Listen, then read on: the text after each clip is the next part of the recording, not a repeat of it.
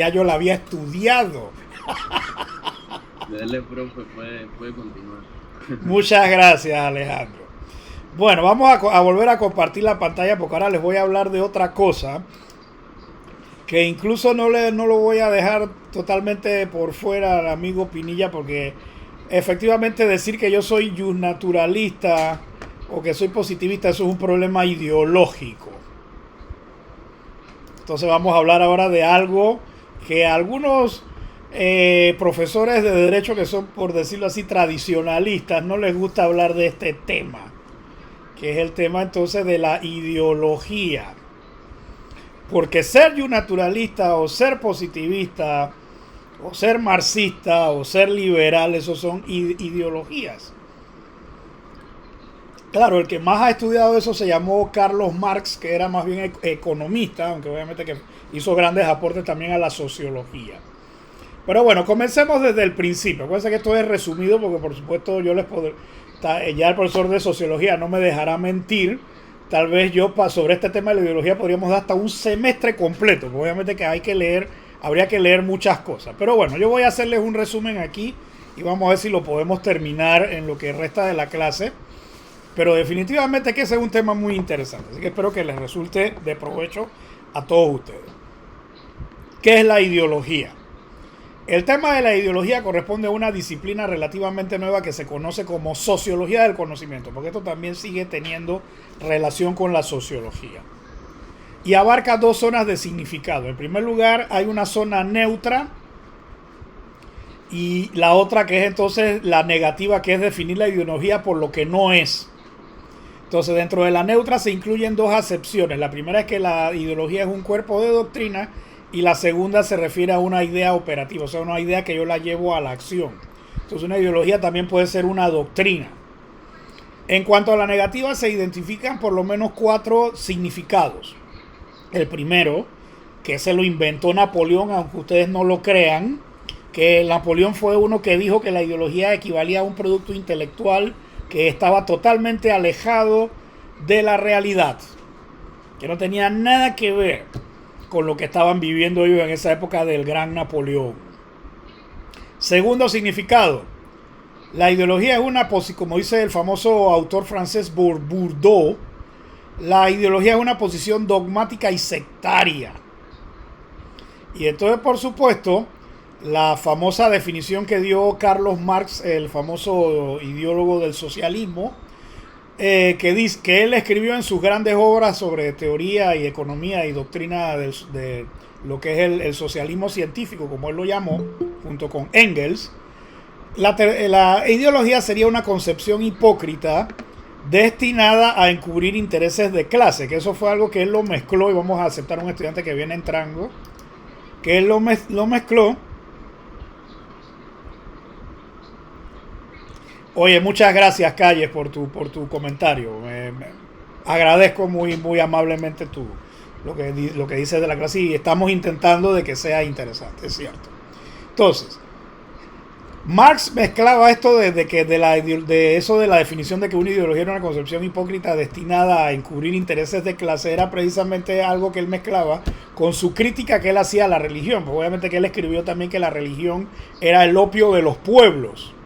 Entonces, o sea, que era como una droga que adormecía la conciencia de clase del proletariado, y que obviamente que por supuesto eso no ayudaba a lo que fuera, digamos, que los proletarios tomaran conciencia de que ellos tenían el poder y la fuerza para cambiar la sociedad. Claro, obviamente que todos son interpretaciones y por supuesto cada quien tiene derecho a decidir con cuál se acomoda mejor. Entonces, la última, que la escribió un autor alemán del siglo XX que se llama Karl Mannheim, que escribió un libro que se llama Ideología y Utopía. Él ha sido el que tal vez la ha sistematizado más científicamente la definición, que dice: según Karl Mannheim, la ideología es una concepción que trata de comprender el presente a través del pasado.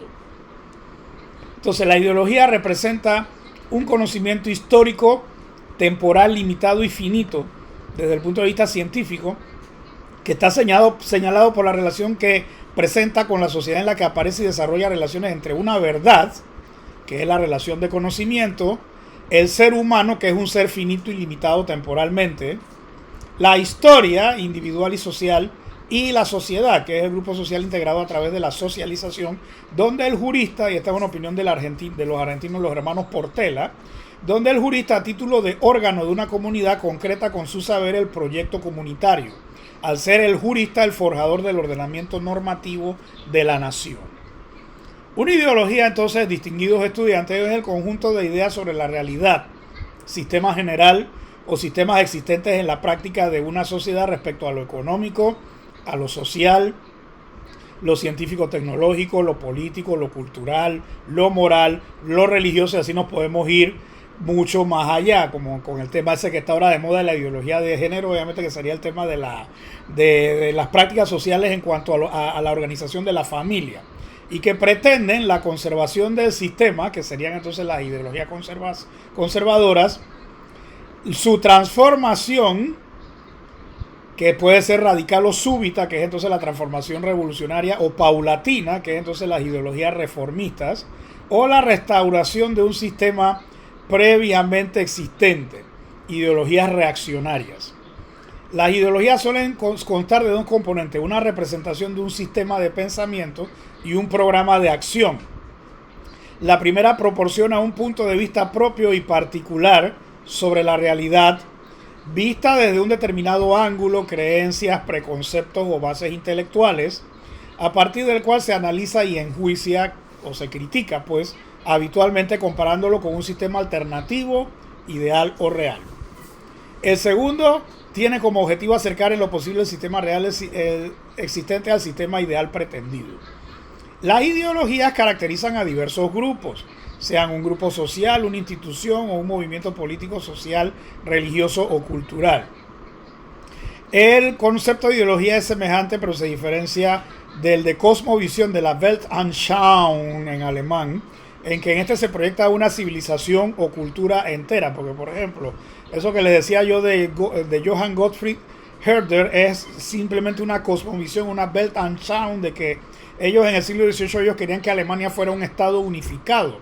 Realmente Alemania era un relajo de mini países que todos hablaban alemán, pero que no se unificaban.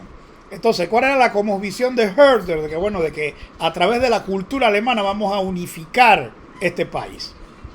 Y entonces por eso es que se proyecta también a una civilización o una cultura entera, cosa que también puede decirse del concepto de, así como hay el concepto de cultura dominante, existe el concepto de ideología dominante. O se restringe a un individuo, limitación que difícilmente podría aplicarse a los raramente usados conceptos de ideología particular o individual.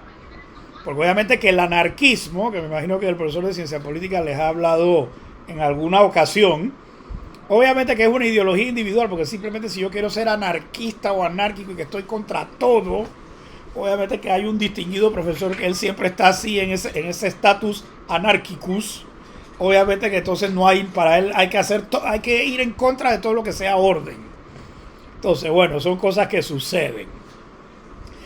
¿Quién inventó el término ideología? Fue escrito por un autor francés que se llamó Destutt de Tracy, que él escribió un libro que se llamó Mémoire sur la faculté de penser, y originalmente denominaba la ciencia que estudia las ideas, su carácter, origen y las leyes que las rigen, así como las relaciones con los signos que las expresan. Acuérdense que estas leyes son las leyes lógicas del pensamiento, que acuérdense que estuvimos hablando de eso hace un par de semanas. Destutt de Tracy, en su obra Idéologie, utiliza el término para indicar el análisis de las sensaciones y las ideas según el modelo de Condillac, que es el modelo del sensacionalismo, que puede definirse como la doctrina que reduce todo conocimiento a la sensación y toda la realidad al objeto de la sensación. Kant llamó sensorialista a Epicuro, que era entonces de la escuela aristotélica de Epicuria, que entonces obviamente que para él, Epicuro, lo más importante era el placer. Porque obviamente que estaba en contra de los estoicos, que obviamente que los estoicos decían que había que comer poquito. Entonces Epicuro decía, bueno, si tú quieres comer todo lo que te da la gana, cómetelo. Bien, en la filosofía moderna el nombre de ideología ha quedado reservado a la doctrina que admiten la derivación de todos los conocimientos a través de los sentidos. Tesis que fue inicialmente esbozada por Thomas Hobbes en su obra de ciencia política El Leviatán, pero que solamente Condillac en el traité de sensación en la época de la Ilustración del siglo XVIII, intentó demostrar, haciendo ver la manera en que a través de las sensaciones se desarrollan gradualmente los conocimientos y las mismas facultades humanas. La ideología fue la corriente filosófica que se dañó el tránsito del empirismo iluminista al espiritualismo tradicionalista que floreció en la primera mitad del siglo XIX, según el filósofo italiano Nicola Abagnano. El primer autor que inicia el significado moderno del término ideología y que definió la expresión fue el francés Picabet en la obra Les Idéologues, quien afirmó que la definición de ideología se aplica a una doctrina privada de validez objetiva, pero mantenida por los intereses evidentes o escondidos de los que las utilizan, y que posee una capacidad de control de los comportamientos de las personas en una situación determinada. Entonces, según esta explicación que hace Picabet, o sea, la ideología es una especie de creencia, por eso es que hay algún tipo de relación con la religión. El sociólogo y economista italiano, que me imagino que el profesor de economía les habla mencionado a Pareto, a Vilfredo Pareto, fue el que estudió en su tratado de sociología general y escribió un libro también que se llamó Los sistemas socialistas en el año 1902. El significado moderno del término y en él la noción de ideología corresponde a la noción de teoría no científica, entendiéndose por esta toda teoría no lógico-experimental. Bien, una teoría científica, según Vilfredo Pareto, tiene tres aspectos. En primer lugar, uno objetivo, relación con la experiencia. En segundo lugar, uno subjetivo, que es la fuerza persuasiva de la teoría. Y en tercer lugar, la utilidad social, el beneficio para el que produce y o acoge la teoría. En consecuencia, las teorías científicas o lógico-experimentales se valoran en forma objetiva y no en otra forma, ya que la finalidad de las teorías científicas objetivas es la de explicar la realidad, no convencer o persuadir. Y concluye Vilfredo Pareto, que primero que hablaron de la paradoja de Pareto en economía o de un desarrollo que él hizo sobre la cuestión de los productos. Ahora no me acuerdo exactamente el nombre, pero creo que es la paradoja de la paradoja de Leontief. O sea, Pareto tiene una idea económica, y menos que el profesor de economía se las habrá mencionado. Voy a tener que recordar dónde lo leí. Se dice Pareto, la función principal, de toda ideología es la de persuadir, entendiendo por dirigir la acción humana, y por ello esta no pertenece al campo científico de la ciencia, sino más bien al del sentimiento y de la fe, y que por ende la ideología no puede ser valorada en el aspecto objetivo, sino más bien en el subjetivo y en el de la utilidad social. Entonces, el último autor, que es Karl Mannheim, que escribió un libro de Ideology and Utopia, o sea, lo escribió en alemán y fue traducido en 1953 al inglés, sustenta que dentro de la noción de ideología hay que distinguir el concepto particular que se refiere al conjunto de las imitaciones más o menos deliberadas de una situación real, con cuyo exacto conocimiento contrastan los intereses del que sostiene la ideología misma, analizar el plano psicológico del concepto general que vendría a ser la total visión del mundo, la Weltanschauung de un grupo humano, como por ejemplo una clase social, o sea, analizar el plano sociológico. En ambos casos, la parte psicológica de la ideología y la parte sociológica de la ideología es la idea que es capaz de insertarse en la situación, de dominarla y adaptársela con distinguiéndose la ideología como teoría o idea irrealizable de la utopía, que sería la teoría o idea realizada. Y el autor presenta como ejemplo el amor fraternal cristiano en una sociedad de servidumbre. Según el sociólogo estructuralista estadounidense Robert Merton, el criterio de distinción de Mannheim entre la ideología y la utopía implica un círculo vicioso porque siempre estamos regresando a lo mismo. Y para terminar aquí, esta parte, según Nicola Abagnano, se puede denominar ideología toda creencia adoptada como control de los comportamientos colectivos, entendiendo el término creencia en su significado más amplio como noción que comprende la conducta y que puede tener o no validez objetiva. Una creencia, en su significado más general, viene a ser la actitud del que reconoce por verdadera una proposición y por lo tanto la disposición positiva respecto a la validez de una noción cualquiera.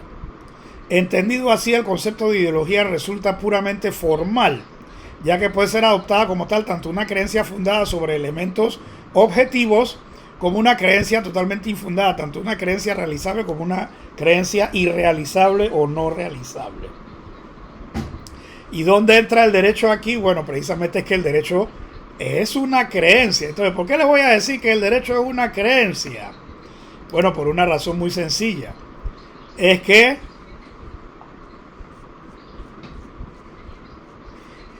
no exageres, Juan, que después aquí la gente me va a empezar a tirar piedras si yo comienzo a hablar en francés. Me va a empezar a tirar piedra aquí ahora. Así que déjate ese relajo. Bien, entonces, ¿dónde entra el derecho aquí? Bueno, es que obviamente que uno, ¿por qué el derecho es una creencia? Bonjour, mon chéri Chelsea. ¿Cómo ça va? Bien, póngame atención. Es que nosotros tenemos que creer en el derecho. Porque si no creyéramos en el derecho, no estaríamos aquí. Entonces, en pocas palabras, el derecho es una idea operativa. O sea, obviamente que yo tengo que pensar que tiene que existir una regulación social y que entonces esa regulación yo la tengo que llevar a la realidad. Porque obviamente que es verdad que hay que hacer que la gente se porte bien. Entonces, así como les ponía el ejemplo en la hora anterior de los juegos, ¿no? Obviamente que tiene que haber un árbitro que diga, oye, tú estás haciendo trampa en el juego, así que te voy a penalizar por haber hecho trampa. Entonces, no sé si me estoy explicando. Entonces, en ese sentido, el derecho es una ideología porque yo tengo que creer en él.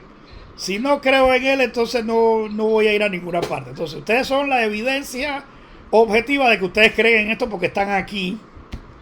Si no creyeran en esto, estarían estudiando medicina o estarían estudiando ingeniería o estarían estudiando otra cosa, que igual también eso son creencias. Si usted cree que puede curar a alguien, usted se mete en medicina. Si usted cree que puede hacer los mejores edificios que no se caigan, usted se mete a ser ingeniero, pero usted tiene que creer en eso. Y les digo una cosa, ustedes también aunque no parezca, ustedes son médicos.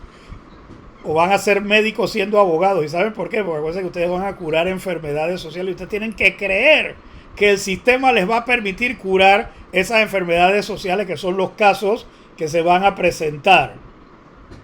Entonces no sé si me están siguiendo la explicación. Profe, una pregunta. Entonces, vamos a curar casos. Cuando hay un caso de divorcio, ¿vamos a curar al pobre hombre o la pobre mujer que anda? No, es que lo que vas a curar es que no se maten. O sea, lo vas a ayudar a que se divida lo bien. O sea, tú le vas a proponer una solución al caso. Porque no es que te vas a meter en la parte psicológica. Porque si te vas a meter en la parte psicológica, entonces tienes que ir a estudiar psicología. Que eso es otra cosa. Claro, que te va a complementar lo que tú vas a aprender de derecho, la psicología te lo va a complementar. Pero si ya te vas a poner a curarle el alma desde el punto de vista psicológico, no. Tú vas a curar el problema legal que se ha presentado para que, bueno, quién se queda con los hijos, quién se queda con el carro, cómo se divide en la casa. Entonces tú vas a ayudar a eso. Entonces obviamente que tú tienes que creer que los puedes ayudar. Porque si tú no crees que los puedes ayudar, no lo vas a poder hacer. Entonces con eso le aclaro a Kimberly su duda, porque no es que vas a ser de todista, sino que bueno, hablando en serio, un abogado, además de ser un médico de problemas, conflictos jurídicos sociales, usted tiene que ser por el secreto profesional, usted tiene que ser un poco sacerdote católico, porque obviamente que usted no puede repetir un secreto de confesión, pero también tiene que ser un poco psicólogo, tiene que ser un poco sociólogo, tiene que saber tirar números para eso de dividir todo de manera equitativa. Entonces usted tiene que ser un poquito de todo, pero especializado en derecho. Entonces por eso es que esta carrera es tan dura o más que medicina, porque acuérdense que a veces no todo el mundo queda contento con las soluciones que uno propone. No sé si me doy a entender. Sí, profe, aunque sería un poquito divertido divorciar a la gente, pero el problema no sería divertido. Es que precisamente es que el derecho positivo se realiza. Pues obviamente que el derecho positivo es lo que tenemos. Claro, el derecho natural se supone que es la aplicación de los principios de justicia dentro de ese derecho positivo. Entonces, ¿cuál es el problema? De que efectivamente a veces no queremos acordarnos de que el derecho también es principios. Entonces esos principios que son de justicia se tienen que realizar. Claro, lo que sucede es que no se realizan igual en todos los casos, porque ¿qué es lo que pretende? Perdón, fundamentalmente el derecho positivo, tener un sistema monista de que yo no tengo que irme a ningún principio y que todo está dado en el derecho positivo, lo que es falso, porque obviamente que los derechos tienen vacíos y tienen lagunas. Entonces por eso era que yo no quería entrar todavía a eso. Ok. Pero igual ya te contesté un poco lo que tú querías saber, ¿no? Sí, muchas gracias. Ahí seguiremos contestando. Pues sí, Kimberly, vas a hacer un poquito de todo y no vas a hacer solamente un meme. Nada de eso. Nunca más diga eso porque tú vas a ser una excelente abogada. Bueno, señores, continuamos. Vamos a hablar ahora de otra cosa que también nos va a ayudar a que aprendan un poco más lo que están aprendiendo en romano. Vamos a hablar de dónde estamos o por qué estamos donde estamos. Vamos a hablar de que todo esto que hemos hablado hasta aquí tiene que ver con Occidente o con algo que se llama el mundo occidental o la cultura occidental o la civilización occidental. Recuerda que estuvimos hablando hace poco del tema ese de esas ciertas costumbres extrañas sexuales o de falos de la India o las culturas de la mutilación de los genitales femeninos en África. Entonces obviamente que esas son culturas extrañas para nosotros porque no las hemos visto o no hemos crecido con ese meme mental en la cabeza. Entonces nosotros estamos en Occidente o estamos en Occidente si vemos la posición donde estamos en el mundo. Estamos a la izquierda porque el occidente queda hacia la izquierda. Occidente, mundo occidental. Entonces occidente, del latín occident, puesta del sol, oeste, es sinónimo de oeste, aunque en general se utiliza para denominar a un conjunto de culturas como la cultura occidental. Existen distintas acepciones sobre el significado del mundo occidental. En su acepción más restrictiva, abarca la Europa occidental surgida durante la Edad Media. En su acepción amplia incluye a toda la cultura grecorromana, incluso las primeras culturas de Mesopotamia como los sumerios y el antiguo Egipto. El concepto de Occidente suele contraponerse al concepto de las culturas de Oriente, Orientis en latín, que entonces sería la cultura china, la cultura japonesa, la cultura india, cultura vietnamita, cultura coreana, o sea, todo eso está en el Oriente. Término civilización occidental es un concepto que según el contexto en que se use puede incluir o excluir a ciertos países por razones políticas, culturales o históricas, por lo cual existen distintas acepciones de qué países, naciones o zonas geográficas pertenecen a estas. En la antigua Grecia el mundo estaba dividido entre los pueblos griegos y los bárbaros. Y entonces, antes de que se me olvide, ¿qué entendían los griegos por un bárbaro? Por alguien que no le entendían lo que hablaba, porque obviamente que no hablaba griego. Entonces, esta división se transformó en una definición geográfica según los territorios ubicados en la zona occidental. Grecia, las islas del mar Egeo y la Magna Grecia, que era entonces Sicilia y lo que es la península italiana, en contraste al oriente de Egipto, Anatolia y Persia, por ejemplo. Por eso es que se dice que las guerras esas que tuvieron los persas contra los griegos, que se le llamaron las guerras médicas, son consideradas como uno de los primeros hechos bélicos entre Occidente y Oriente. Porque se supone que el imperio persa está en el oriente, aunque obviamente que están más cerca del Medio Oriente que otra cosa, porque no están tan cerca del Oriente verdadero tampoco. La cuenca del Mediterráneo, unificada por el Imperio Romano, mantuvo una división este-oeste entre los pueblos occidentales de predominancia latina o influenciadas por la cultura de los romanos, contrapuesto al Mediterráneo oriental donde predominaba la cultura griega.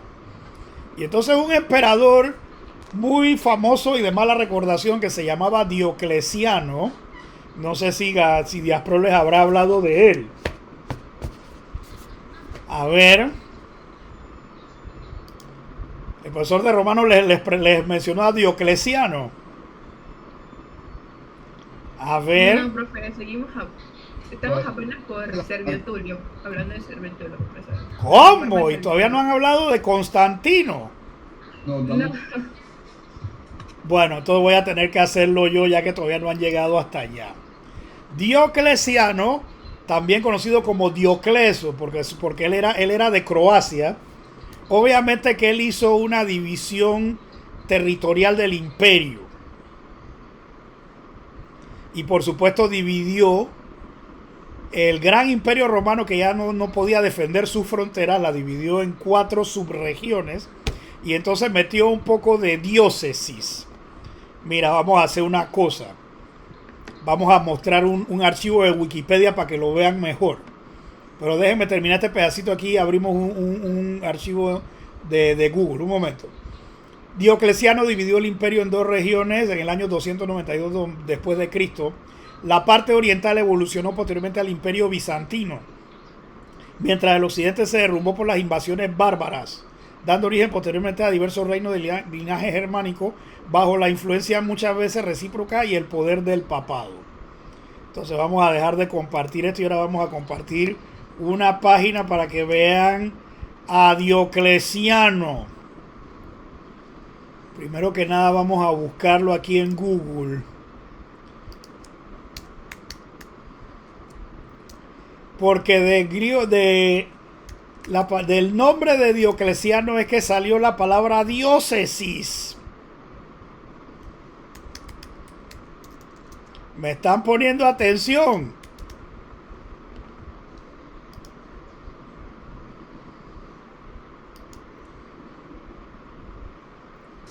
Sí, profesor, le estamos prestando atención. Bueno, vamos aquí ahora a compartir a compartir esto para que vean al susodicho. Vamos a compartir, a ver.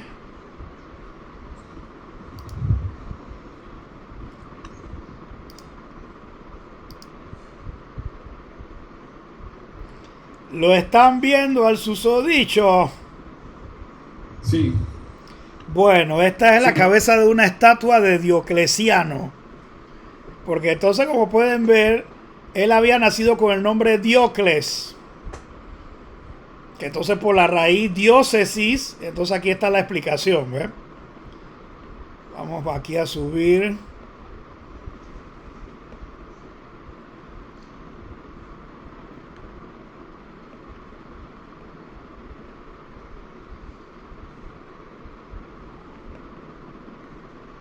A ver.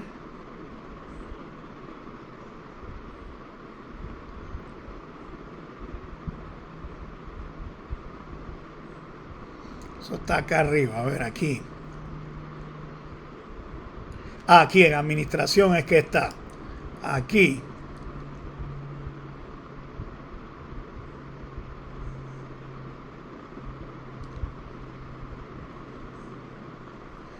Bien.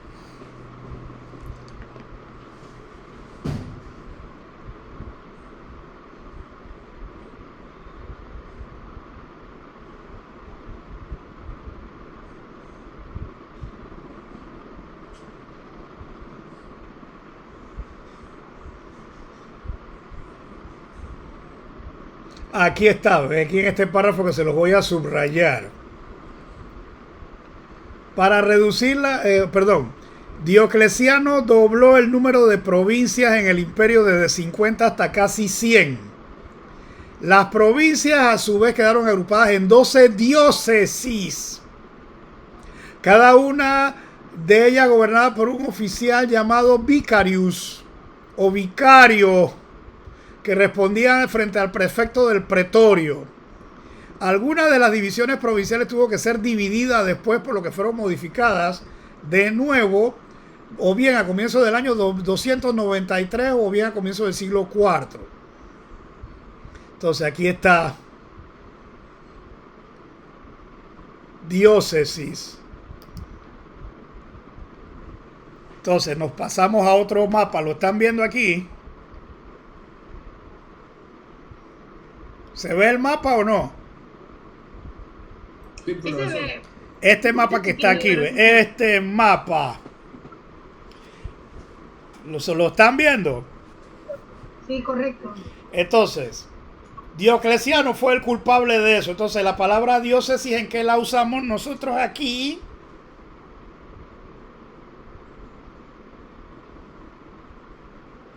A ver. Porque la palabra diócesis no se refiere a más bien a cuando usamos en la jurisdicción eclesiástica, o sea, los arzobispos, los obispos. Es que por eso es que te lo estoy enseñando.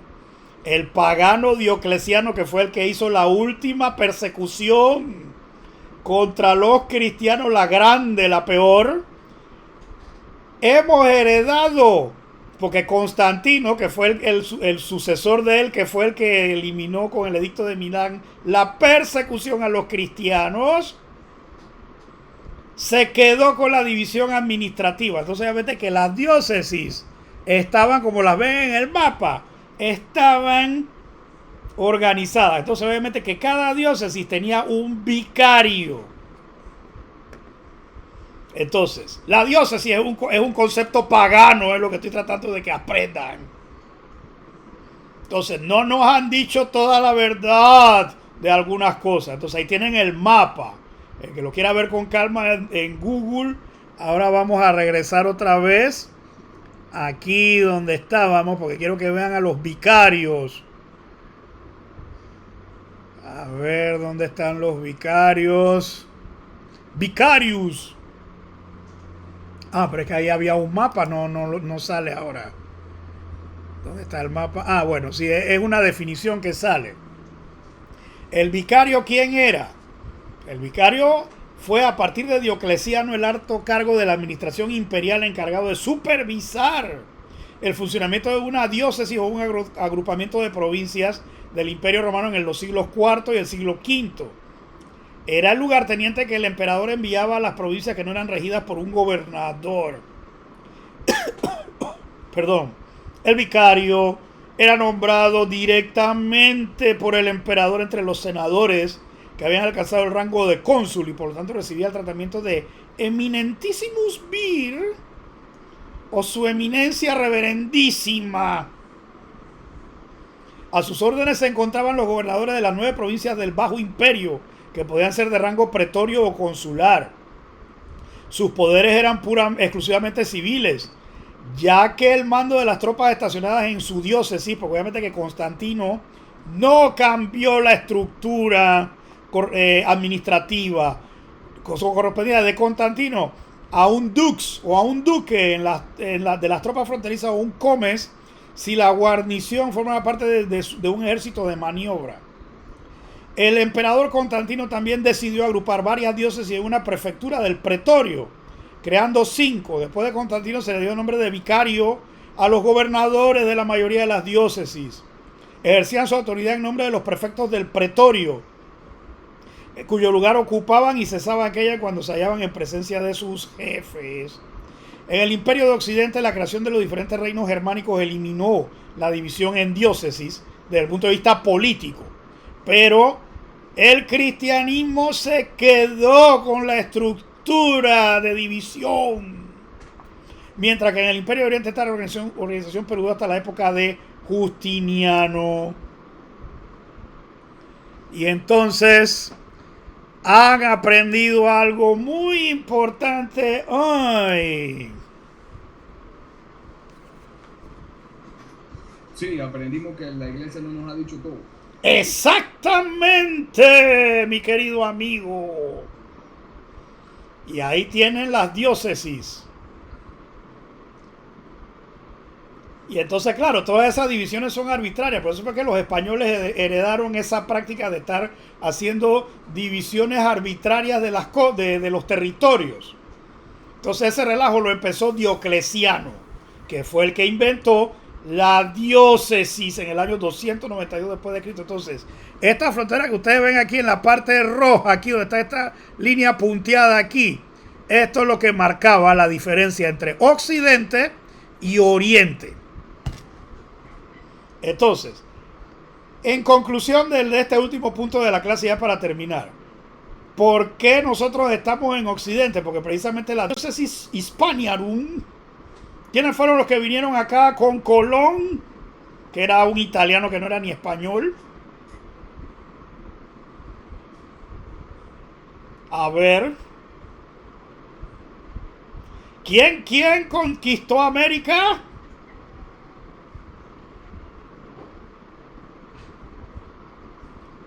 Ajá, ahora se quedaron dormidos. No, para nada. ¿Quién Hombre, conquistó América? Entonces, No, como están viendo el mapa, No, Américo Vespucci. claro, porque es que Américo Vespucio era otro navegante que fue el que hizo el primer mapa del nuevo territorio y era portugués, no era español tampoco. Entonces, en pocas palabras, ¿por qué nosotros estamos en Occidente? Bueno, muy fácil. Los españoles con Colón y después los portugueses con Américo Vespucio y otros empezaron a navegar por acá. Entonces después los franceses navegaron hacia el norte de América y lo mismo los peregrinos del Mayflower, pues obviamente que Inglaterra también estaba dentro de la diócesis Britannicum. Entonces por eso es que todas esas ideas fueron exportadas, porque esa es la explicación, todas fueron exportadas hacia nuestra situación. Entonces acuérdense que cuál era la idea de Colón, de que él iba a encontrar un paso hacia la India por el oeste, oestes, occidente. Entonces decía que él podía llegar por el otro lado. Claro, según dicen las fuentes históricas, se equivocó rotundamente y se supone que él murió pensando que había llegado a la India. A lo mejor no estaba, tal vez eso es lo que dicen los libros de historia, pues que él no lo dijo literalmente. Todavía no sabemos, no estábamos en la mente de él para saber qué era lo que él estaba realmente pensando, ¿no? Entonces, mis estimados estudiantes, por eso es que la idea del derecho como la conocemos es un producto occidental. Porque entonces en el Oriente o en China o en Japón, ellos tienen otro manejo diferente del derecho. Entonces las ideas o la ideología que nosotros hemos heredado del derecho tiene entonces una configuración griega, hebrea, romana, germánica, y entonces todos esos tipos se mezclaron, hicieron un batidillo estilo cáscara, y entonces de eso fue que salió el derecho occidental. ¿Qué les parece, distinguidos estudiantes? Y aclaro que no estoy hablando mal en contra ni de la Iglesia Católica ni de nadie. Yo simplemente estoy diciendo que esas son cosas que la gente a veces no piensa de que, oye, o sea, o no nos lo dicen en los catecismos de la primera comunión, de que diócesis, así, yo tengo que estar en la diócesis tal para poder bautizarme con el obispo tal. Pero ¿quién inventó eso? El pagano más matador de cristianos. Claro, de repente alguien me dijo alguna vez que, oiga, profesor, a veces hay algunas cosas que no se las dicen a los estudiantes de secundaria para que no se genere odio ni contra los judíos ni contra nadie. Perdón, en general. Porque de repente recordar esas cosas, de que, ¿por qué no me lo dijeron? Pero bueno, pero también hay que ponerse del otro punto de vista. Ya la historia no la puedes cambiar. O sea, ya se sabe que eso fue verdad que pasó, pero eso ya no se puede cambiar. ¿Y a qué me estoy refiriendo? Ya con eso cierro por hoy. Me disculpo si me he tomado más minutos de la cuenta. Los franceses pidieron en Gran Bretaña un préstamo para efectos de reflotar la nueva compañía del canal y terminar el canal. Pero por una maniobra que hizo, ¿cómo se llama? Roosevelt, con TJ Morgan, no sé qué, el banquero ese de estadounidense que estaba en Gran Bretaña, consiguió, porque Bruno Bari la estaba pidiendo el préstamo porque él era el nuevo ingeniero que estaba y que había llegado a resolver los problemas. Entonces los nuevos administradores, que ya no era Lesseps, ellos intentaron conseguir dinero para reflotar la compañía y terminar el canal. Pero por una maniobra del State Department que la mandó a hacer Theodore Roosevelt con Taft, ellos hicieron una maniobra y le pidieron a sus primos o a sus compás británicos que no les dieran el préstamo a los franceses. Claro, como me dijo esa persona, porque claro, yo lo leí en un artículo que publicaron unos colegas de la Facultad de Humanidades que encontraron el documento firmado en 1800 no sé qué por el gobierno de Estados Unidos pidiéndole al gobierno británico que hiciera eso. Entonces, como me decía esta persona, ¿qué podemos hacer? Ya nosotros no habíamos nacido cuando eso pasó. Entonces, claro, ya la historia se cuenta diferente, que fueron los estadounidenses los que terminaron el canal, pero ellos fueron bien traviesos y bien tramposos. porque los franceses hubieran terminado el canal y ya Lesseps, antes de retirarse, él ya se había dado cuenta de que estaba cometiendo un gravísimo error y entonces él ya había cambiado que era canal de esclusas, porque Lesseps se había dado cuenta. Lo que pasa es que, claro, se quedaron sin dinero para poder seguir comprando lo que tenían que y pagarle a los trabajadores y las cosas. Y entonces esa es parte de la historia que eso no se ha contado. Pero bueno, repito, ya eso pasó, nosotros no estábamos ahí para evitarlo o para cambiar la historia, ya eso no se puede hacer. Pero sí es bueno que se lo digan a uno. Entonces, en ese sentido, por eso es que yo hago énfasis, repito, no estoy tirándole plomo a la Iglesia Católica ni a ninguna iglesia, no estoy diciéndolo eso. Yo simplemente estoy hablando de la historia de lo que yo he leído. Entonces, Diocleciano fue un emperador pagano que persiguió a los cristianos. Entonces, ¿por qué no pusieron que en vez de diócesis la Constantinópolis? ¿Por qué usaron el mismo nombre? Era porque era la división administrativa del imperio. Entonces, como Constantino, como emperador político, tomó la decisión de seguir con esa estructura administrativa que les he mostrado en el mapa. Entonces, ya todo se quedó así. Entonces, ahora nosotros somos los buenos, ahora somos los que estamos en el poder. Así que entonces nos quedamos con los vicarios y con las diócesis. Porque entonces, nos dicen que el Papa es el vicario de Cristo. No dicen eso. Bueno, esa palabra es pagana también. Y touché, para decirlo en francés, a los que les ha gustado mi francés machucado. Touché, c'est fini. ¿Hay alguna pregunta, mis dilectos y distinguidos estudiantes, de lo que hemos dicho hasta ahora? Profe. Sí, Kimberly, te escucho con toda atención y además te agradezco mucho tu feeling hacia mi clase, eso me gusta. Sí. Bueno, referente a esto de las religiones. Perdona, habla un poco más alto que no te escucho. No, déjame subir yo el mío, espérate, yo voy a subir el mío, no te preocupes, yo subo el mío, yo subo un poco el mío. No, yo estoy a lo máximo aquí, no, perdón, no estaba a lo máximo, ya subí un poquito, puedes hablar. Dale. Ok, bueno, referente a lo de las religiones y el derecho vienen siendo prácticamente similares porque ambas tienen como normas, algo así. Pero lo único diferente es que el derecho tiene leyes y por lo menos la religión católica tiene mandamientos. Y entonces hay personas que no conocen los derechos, no siguen las leyes, pero tampoco siguen los mandamientos. Entonces esas personas, ¿cómo viven, profe? Si no hacen ni una ni tampoco otra. Bueno, es que esa es una pregunta muy interesante que la voy a resolver cuando les explique las relaciones y las diferencias que hay entre el derecho y la religión, entre el derecho y la moral. Entonces, ¿qué te quiero decir? Porque si tú te pones a ver qué dice la Biblia, Moisés fue a buscar las tablas de la ley, entonces obviamente que se decía que eso era ley, pero era porque era un estado teocrático. Ahora, aquel que no se somete a ninguna ley, sea moral, religiosa o jurídica, es un anarquista porque él no quiere ninguna ordenación, porque quiere la libertad absoluta. Entonces, la pregunta que habría que hacer a la interesante interrogante de la estimada Kimberly es ¿hasta dónde es el límite de la libertad? Porque ese es el punto. Y esta es otra cosa que, perdonen si estoy abusando de su tiempo, eso es otra cosa que integra la definición del derecho. El vínculo es entre la autoridad y la libertad. Porque hasta dónde yo estoy dispuesto a dejar que me limiten la libertad. Porque el derecho es una limitación a la libertad, pero una limitación que yo mismo la consiento.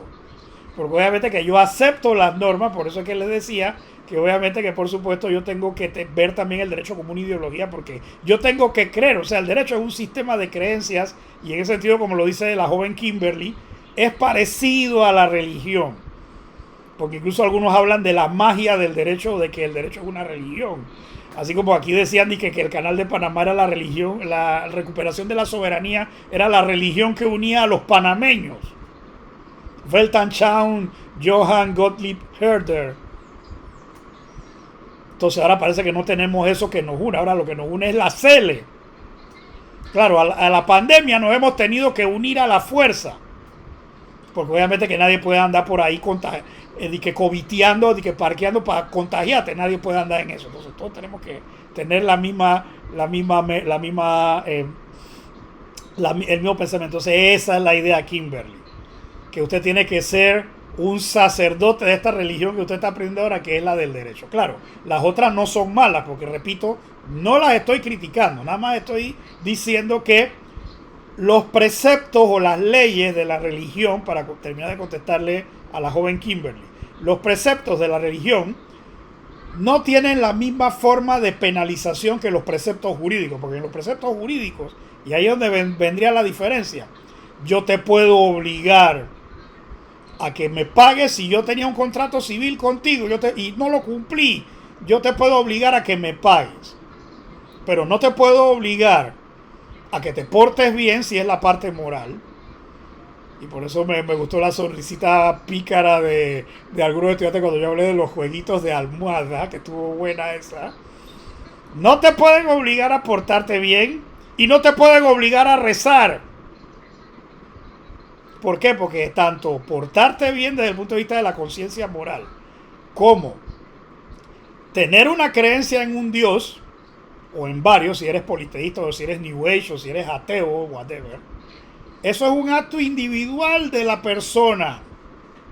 No te pueden obligar, pero sí te puedo obligar a llevarte a un tribunal civil para que me pagues la deuda que yo tengo, porque tú tienes que no quisiste cumplir voluntariamente. Entonces, dicho en otras palabras, el derecho protege la voluntad individual, pero al mismo tiempo garantiza que yo no abuse de mi libertad no cumpliendo el derecho. Claro, la moral, la religión, las reglas de trato social, la moda, los convencionalismos sociales, eso ya es otra cosa, que eso lo vamos a explicar en una clase posterior. Entonces, por eso es que la pregunta que ha hecho la joven Kimberly, excelente. Bueno, Marceli, lamento que te haya pasado eso, pero acuérdate que eso ya es otro contexto, pero acuérdate que como eras menor de edad en ese tiempo y a lo mejor estabas en un colegio católico o cristiano de otra denominación, obviamente que eso ya es otra cosa, pero acuérdate que eso ya es un poco cuál es la orientación de la escuela, porque si es una escuela católica, por supuesto que te tienen que obligar, porque acuérdate que en parte de eso trata. Era escuela pública, bueno, no lo sé cómo funciona esto. Entonces la pregunta que me hizo Gabriel Herrera es que esa es la diferencia que existe. Nosotros estamos viviendo en un estado laico. Entonces el estado laico es el que tiene separado totalmente la iglesia de la religión. Pero obviamente que si volvemos a este mapa, y por eso es que hice bien en no borrarlo, volviendo a ese mapa, les tengo que decir una cosa que no se la habían dicho. Es que los emperadores eran adorados como dioses. Entonces ser emperador era como ser, así como en China y en Japón, que eras un dios viviente. Entonces la gente te tenía que hacer reverencia. Entonces, si me estoy dando a entender, esta relación entre el poder, la política y la religión que dio como contraparte a los estados teocráticos, eso fue una cosa que no la inventaron los árabes o los judíos, eso lo inventaron desde la época de antes de Constantino. ¿Por qué ustedes creen que le metieron los 44 cuchillazos a Julio César? Que eso yo creo que sí ya lo hablaron, ¿no? O no han llegado todavía ahí. ¿Por qué ustedes creen que asesinaron a Julio César el 15 de marzo? O sea, en los idus de marzo. Porque como él estaba enamorado de Cleopatra, o sea, como sale en las películas, Cleopatra le dijo, ven acá, ¿por qué estos tipos no te hacen reverencia si tú eres un sol aquí? Acuérdense que eso venía de la cultura oriental, de que efectivamente el gobernante egipcio o babilónico o persa, yo tenía que reverenciarlo porque era un dios. No sé si me estoy dando a entender. Entonces, obviamente que en pocas palabras, y repito, no estoy hablando mal de ninguna religión, insisto, no estoy hablando mal de nadie. Estoy tratando de hacer simplemente explicaciones conceptuales y culturales para ampliar conocimiento aquí. Todas las religiones modernas, protestantes, cristianas, incluso la religión judía, son sincréticas, porque ese es un concepto que habla un sociólogo que se llama Vittorio Laternari, que tiene un libro que se llama Occidente y Tercer Mundo, que lo leí cuando yo era estudiante en la facultad. Muy interesante el libro. Entonces, este italiano explica de que el concepto de sincretismo religioso. Entonces, ¿qué es el sincretismo? Es simplemente que yo mezclo elementos de la vieja religión los mezclo con la nueva. Entonces por esa razón fue que fue fácil para el cristianismo que se regodeó con el poder a base del emperador Constantino. Al cristianismo le fue fácil lo llevar acá. Bueno, Vicarius, esto lo vamos a apuntar porque esto nos sirve. Diócesis, bueno, ya yo sé cómo yo voy a organizar mi gente, mi personal. ¿Cómo se llama? Mi arzobispo y mi obispo va para allá, para acá. Entonces tú me recoges la limona y me la mandas a Roma. Punto final. Y lo mismo, ¿por qué se celebra la Navidad el 25 de diciembre? A ver, alguien que me diga aquí eso para ver. Esta pagana. ¿Y por qué es una fiesta pagana? Porque la creó el señor ese, Dios ese sí. No, fue un emperador anterior, porque obviamente que no necesariamente okay. El emperador anterior, sino que ellos, como los romanos eran igual que los griegos en cuanto a lo que es el politeísmo, ellos tenían el dios del sol Invictus, que ese era el dios de los legionarios o de los militares. Entonces, ¿cuándo se celebraba la fiesta del dios Invictus? El 22 de diciembre, en el solsticio de invierno. Incluso eso yo no estoy hablando cuento porque obviamente que unos arqueólogos encontraron cerca del Coliseo Romano restos de un templo al cual iban los militares y también por supuesto los gladiadores a rezar para no morir en la arena. Entonces, fue muy fácil decir, bueno, ahora claro, ahora la gente cree en su paganismo y su cosa, pero ¿cómo vamos a hacer que la gente celebre el nacimiento de Cristo? Bueno, vamos a decir que como es el mismo Dios Invictus, entonces bueno, ahora la fiesta que vamos a hacer para celebrar el nacimiento de Cristo va a ser el 22 o el 25 de diciembre. Entonces, por eso es que la religión es sincretismo. ¿Y por qué yo estoy hablando de eso? Repito, no hablando mal de nadie. Es simplemente explicando de que efectivamente a veces las propias religiones emergentes no tienen una doctrina consolidada. Entonces, como no tienen una doctrina consolidada, yo tengo que recurrir para hacer que la gente me empiece a dar likes, como se dice ahora. Hey, vamos a celebrar lo mismo que tú celebrabas antes con otro nombre, lo vamos a celebrar con el nuevo nombre. Porque si usted se pone a leer el Evangelio de Lucas o el Evangelio de Mateo, no puede ser que el 25 de diciembre los pastores estuvieran pastando allá en Israel, porque en ese momento es invierno y está la gente muriéndose de frío. Entonces estaban pastando, era en primavera. Entonces obviamente que hay problemas de datación de la fecha exacta del nacimiento de Cristo.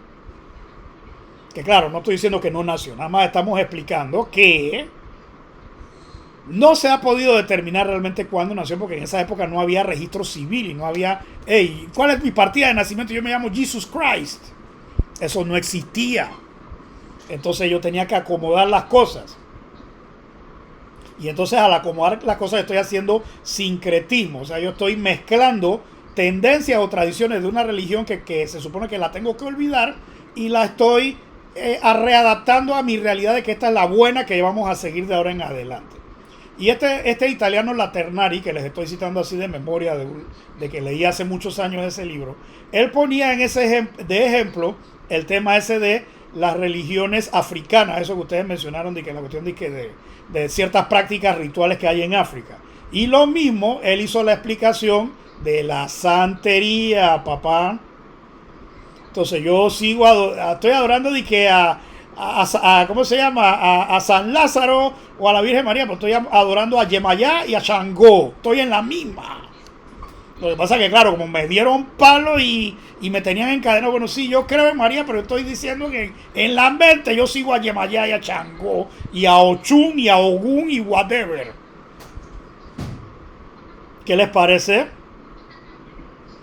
Entonces, esto da para más, pero no quiero abusar de su tiempo. Y repito, no estoy hablando mal de ninguna religión. Yo soy creyente, yo creo en Dios. O sea, no estoy hablando mal de nadie. Estamos hablando desde un punto de vista científico, ¿cómo se llama? Intelectual. Estamos conversando. Pare de contar, no estamos haciendo otra cosa. Y bueno, gracias a todos por estar aquí hoy. Obviamente que sé que algunos sí se han tenido que retirar porque de repente no podían quedarse. Pero bueno, les agradezco este voto de confianza que me dan. Entonces, voy a hacer un anuncio automáticamente antes de que se me olvide que el próximo martes tengo algo que hacer. Pero como ya puedo grabar, voy a grabar por lo menos la secuencia, que lo que viene ahora es de que el concepto de conflicto, vamos a comenzar a desarrollar lo que es el conflicto. Porque acuérdense que también lo hemos dicho implícitamente, pero tenemos que hablar de por qué ustedes van a ser sanadores legales. Porque obviamente que ustedes van a tratar de ayudar a solucionar conflictos. Porque esa es la idea. El buen abogado o la buena abogada no es el que entorpece las soluciones de los conflictos, es el que ayuda realmente con una mediación o con un buen consejo a las personas para que puedan vivir en paz y puedan resolver sus problemas. Así que por eso que esas bonitas frases que expresó Kimberly hace un rato son correctas, porque vas a hacer una todita, o sea, vas a hacer un poquito de todo, pero tienes que tener esa mente de que tienes que ayudar a la gente. Claro, por supuesto la gente te va a ayudar pagándote los honorarios merecidos que tú tienes, que tú te has ganado por la ayuda que le has hecho a las personas. Entonces eso tiene que verse así, porque tampoco ustedes van a estar regalando su trabajo, porque eso es otra cosa con la cual yo estoy en contra, y por eso es que les voy a regalar la tarifa profesional para que la empiecen a leer, porque usted no puede cobrar menos de la tarifa por más que esté llorando la gente, sea inmigración o sea en otras cosas. O sea, aquí la estimada licenciada Olmo, ustedes los aduaneros, ustedes tienen su tarifa, ¿sí o no? ¿O no me está oyendo o es un meme? Correcto, profesor, tenemos la tarifa, no podemos cobrar menos de la tarifa. Entonces, eso se llama código deontológico. Entonces, todas las profesiones tienen lo mismo. Entonces, ¿qué es lo que pasa? Que aquí a veces a los estudiantes no les enseñan la tarifa. Entonces, eso está mal. Entonces, también hay ciertas universidades que no enseñan nada. Entonces, por eso que la gente anda de que te firma una cosa por $5. O sea, eso es totalmente terrible. Entonces, yo no quiero que aquí nadie caiga en esas cosas. Por eso es que les voy a compartir un archivo de la tarifa de honorarios de abogados para que la vayan teniendo desde ya. Se la voy a mandar por correo electrónico. Bien, ¿alguna otra pregunta? Y gracias a la joven Chelsea y a todos los estudiantes por estar aquí. Dígame, Betsy. Dígame. Yo digo que ese es un cáncer que existe en las profesiones liberales donde existen tarifas, porque en la profesión de corredor de aduana se conoce como corredores que firman en blanco. Exacto. Y puede ser que el valor sí sea de $1 millón y la persona le ofrecieron $3,000 mensuales y lo que cobra son los 3,000, pero si sacas el valor sí más todo lo que se cobra dentro, al final sale perdiendo, y lastimosamente tenemos bastantes colegas que están en eso y que destruyen al final la profesión. Claro, y que eso está mal, porque obviamente que por supuesto tampoco uno va a tener como el avestruz los ojos tapados a la crisis. Pero entonces las profesiones que tienen que hacer, bueno, yo voy a mi colegio de auditores de aduana o voy a mi colegio de contadores, bueno, vamos a tener que hacer un ajuste, una moratoria de la tarifa honorario por pandemia. Por eso tienen que ponerse de acuerdo los gremios. No decide que yo voy a cobrar de todos modos por debajo de la tarifa. Entonces, como usted bien ha explicado ese ejemplo es rudo.